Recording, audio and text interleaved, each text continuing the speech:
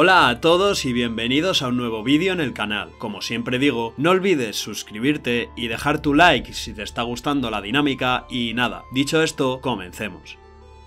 En esta ocasión, toca hablar de la maquinaria de guerra cartaginesa, la cual se vio ensombrecida por la derrota ante Roma en las guerras púnicas, pero durante 6 siglos antes de eso, Cartago tuvo un éxito notable en la conquista de lucrativos territorios en el norte de África, la península ibérica y Sicilia. Combinando los mejores ejércitos mercenarios con sus propias fuerzas de élite y su enorme flota, Cartago fue capaz de dominar el Mediterráneo occidental y proteger y ampliar su vasta red de colonias y puestos comerciales desde el siglo IX al 3 a.C.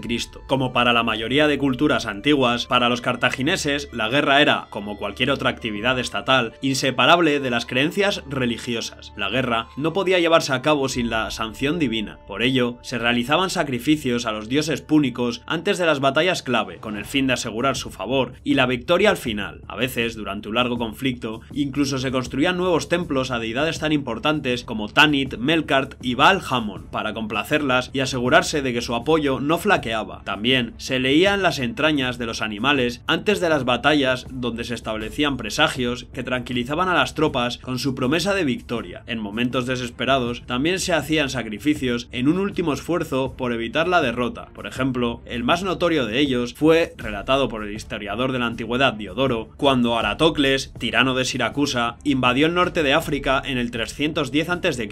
En respuesta a esta amenaza, cientos de niños nobles fueron sacrificados. Así también, tras la batalla, las victorias se celebraban con más sacrificios y las conquistas se registraban en tablillas y estelas erigidas en los templos púnicos. El comandante de un ejército cartaginés o de una flota era seleccionado para la duración de una guerra en concreto, normalmente de entre la familia gobernante en el momento. A menudo, el general gozaba de total autonomía de acción o, en otras ocasiones, tenía que depender del gobierno cartaginés para tomar decisiones tan importantes como cuándo celebrar una tregua, pedir la paz o retirarse. Además, tras la batalla o la guerra, los comandantes eran sometidos a un tribunal que investigaba su competencia o no. La motivación de los comandantes también era alta, ya que los generales que fracasaban en tiempos de guerra eran tratados con dureza. Uno de los castigos menores era una cuantiosa multa, mientras que en el peor de los casos era la crucifixión. Varios comandantes, tras la derrota, se suicidaban para evitar esta última pena. Una consecuencia grave del miedo al fracaso inherente a la estructura de mando del ejército puede haber sido que los generales tendían a ser demasiado cautos y conservadores en batalla. Los comandantes más exitosos no solo poseían las habilidades militares para explotar las situaciones únicas de las batallas individuales y las debilidades de sus enemigos, sino también tenían la capacidad de moldear su propia fuerza de combate mercenaria en una unidad homogénea. Esto se conseguía principalmente mediante el culto a la personalidad. Aníbal, por ejemplo, fue un paso más allá que su padre, Amílcar, y se identificó a sí mismo como Hércules Melkart, la figura que era una mezcla del invencible héroe griego y el dios fenicio púnico. Por tanto, esto atraería tanto a cartagineses como a griegos, ya que era una herramienta de propaganda muy útil para los contingentes griegos del ejército cartaginés y para luchar en lugares como la Magna Grecia. El ejército de Cartago, la ciudad, estaba compuesto por infantería fuertemente acorazada procedente de la ciudadanía. Se trataba de un grupo de élite de entre 3.000 y 4.000 soldados de infantería identificados por sus escudos blancos y conocidos como la Guardia Sagrada. Sin embargo, el grueso del ejército cartaginés que luchó por todo el imperio estaba compuesto en gran parte por unidades mercenarias, tanto aliados locales a sueldo, por ejemplo libios y tunecinos, como ejércitos mercenarios de Grecia, Iberia, el sur de Italia y la Galia. Uno de los mejores cuerpos del ejército cartaginés era la fuerza de caballería de sus aliados, los númidas. Para evitar la amenaza de que ejércitos mercenarios exitosos se rebelaran contra la élite gobernante de Cartago, los cartagineses se aseguraron de que todos los puestos de mando superiores e intermedios estuvieran ocupados por ciudadanos de Cartago. Sin embargo, a pesar de esta precaución, en varias ocasiones, los ejércitos mercenarios demostraron ser desleales e incluso provocaron luchas internas entre los clanes rivales de la aristocracia de Cartago. La más famosa fue la Guerra de los Mercenarios. Como los ejércitos cartagineses solían estar compuestos por fuerzas mercenarias extranjeras, sus armas y armaduras diferían en función del origen o las preferencias de la unidad. Además, los cartagineses no eran reacios a equiparse con las armas y armaduras de sus enemigos caídos. El hoplita griego era quizás el modelo más común: armadura pesada, escudo grande, lanza y espada. También había contingentes de honderos y arqueros. Hasta el siglo III a.C.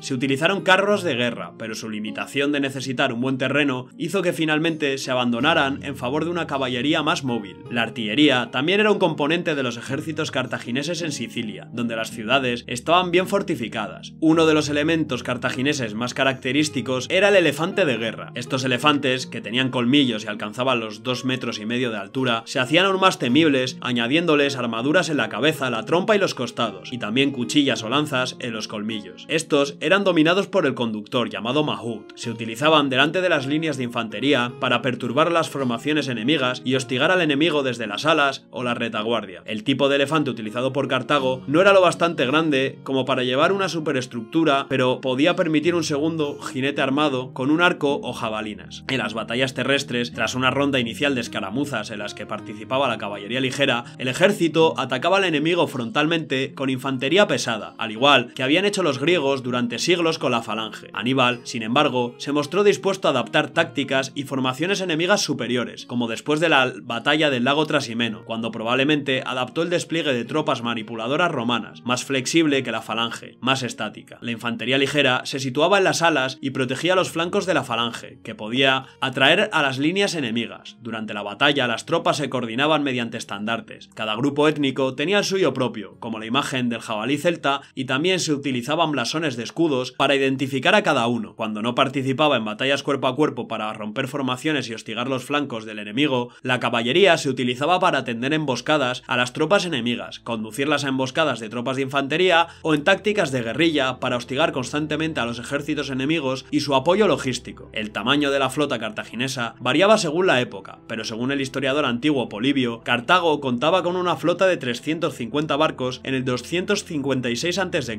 Tales eran las necesidades de la gran armada de Cartago, que los barcos se construían con piezas fabricadas en serie y marcadas con números para facilitar su montaje. Las naves usadas por Cartago eran la trirreme, con 3 bancos de remeros, el cuatrirreme y el quinquirreme. Este último se convertiría en el más utilizado de la flota púnica, y normalmente solía contar con unas catapultas en su cubierta. Aparte de para la batalla, la flota también era vital para transportar ejércitos, reabastecerlos proporcionando escolta a los barcos de transporte, realizar incursiones costeras, atacar barcos de suministro enemigos, bloquear puertos enemigos y aliviar a las fuerzas cartaginesas cuando se veían asediadas. Por otra parte, Cartago se ganó una sangrienta reputación por el trato que daba a los vencidos, pero esto debe matizarse con el hecho de que la mayoría de las fuentes conocidas son prorromanas. Sabemos, por ejemplo, que Aníbal liberó tropas enemigas no romanas en varias ocasiones para aumentar las posibilidades de que las zonas locales se sublevaran contra Roma. Del mismo modo, a algunos se les prometió la devolución de sus tierras que les habían sido arrebatadas por los romanos. Sin embargo, a veces se sacrificaban a los prisioneros de guerra para honrar a los dioses púnicos y agradecer la victoria. Esta brutalidad servía a veces con un propósito político, ya que los generales astutos podían parecer especialmente generosos cuando trataban bien a los derrotados. Podían animar a las ciudades enemigas a capitular sin mucho derramamiento de sangre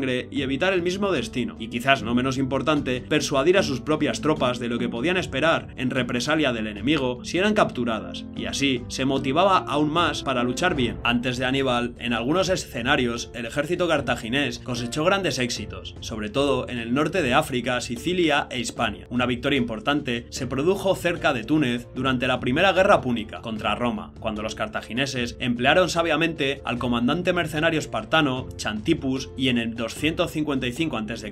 reorganizó el ejército y combinó brillantemente 100 elefantes de guerra con 12.000 infantes y 4.000 jinetes para derrotar a 2 legiones y capturar al general romano Régulo. Murieron 12.000 romanos contra solo 800 cartagineses. Otro general exitoso fue Amílcar Barca, quien invadió la península, pero quizás el mejor momento del ejército cartaginés fue la racha de 4 grandes batallas de Aníbal contra Roma en Italia durante la Segunda Guerra Púnica. Sus victorias en el río Trícino cerca de Pavia y en el río Trevia en diciembre de 2018, en el lago Trasimeno en junio del 217 y en Canas, en Apulia, en agosto del 216. Pero en el 202 a.C. el general romano Escipión el Africano derrotó al gran Aníbal y a sus elefantes en la batalla de Zama, al oeste de Túnez. Escipión consiguió persuadir a la caballería númida para que se uniera a su causa y dispuso brillantemente a su infantería para que formara corredores que permitieran a los 80 elefantes huestes de Aníbal cargar sin peligro a través de ellos, para luego enviarlos de vuelta y causar estragos en las propias líneas cartaginesas. Fue la batalla que pondría fin a la Segunda Guerra Púnica y, de hecho, a la posición de Cartago como gran potencia, pero sin embargo, la mayor pérdida de Cartago fue nada menos que la destrucción total a manos de los romanos de su ciudad en la Tercera Guerra Púnica. Tras un largo asedio y una tenaz resistencia, la ciudad cayó finalmente ante las máquinas de asedio de Escipión el Joven. Los edificios fueron destruidos, el pueblo vendido como esclavo y la tierra oficialmente maldecida.